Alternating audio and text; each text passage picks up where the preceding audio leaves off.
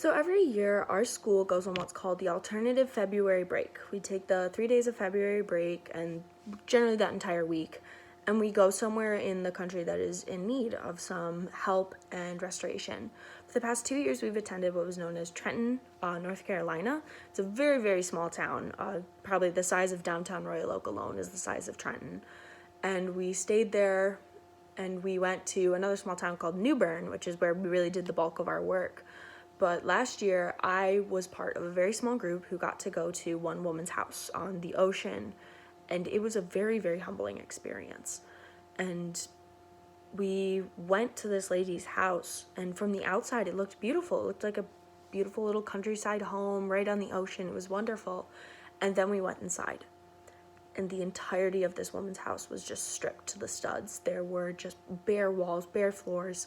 There was no heating. There was no air conditioning. A group of boys were sent in to just pull insulation out of the ceiling because it was just so torn and exposed. And being there, watching this woman live out of one room in her house that was still had heat and one bathroom that was attached there, it was, I don't even know how to describe the way that it makes you feel watching these people have to live like this and knowing that they don't really have people coming to help them. Like, we were there, a group of high school students were there helping this woman. We were stripping her house of paint chips, I believe. Like, another group was doing screening on the back. I was a part of a group who were in charge of sawing debris. So we were picking up large logs, large sticks and things, and just cutting them up from like the back of her house and from the beach. And it was it was just a very humbling experience being there and putting in this hard work to help this woman. And it was really about just inquiring about how we can help people and what we can do. And it was really a chance to become knowledgeable about different things I didn't really know.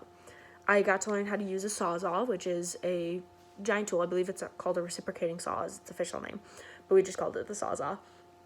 But learning to use that and learning power tools and being a woman myself and being, I'm going to sound a little bit cocky here, but being sort of a prettier woman, I get overlooked a lot that I can't do things with my hands. I can't be tough. But learning to use these power tools and learning to take things over. And one of the days we had to go to the dump to get rid of all the debris. And it was myself and 3 other girls, and I was the largest out of all the girls. And I was in a truck with Chisnell, and the rest of the girls were with Jean. And we had come up behind them at the dump, and Jean, who was the woman we were assisting, came up to the door, and she was like, "Where's that strong girl? We need her." And being there was such an empowering stance, and being there to lift things and throw things into the dump and helping this woman who reminded me so much of my grandmother, who I had unfortunately lost 2 years prior. It brought just an aspect of relief to myself of I am helping people, I'm doing something. I've always wanted to help people with my life, and that's why I am going into the career field that I am, which international relations and working with NGOs, but that's a different thing. But I've been really struggling the past few years to feel like I'm actually doing something to help.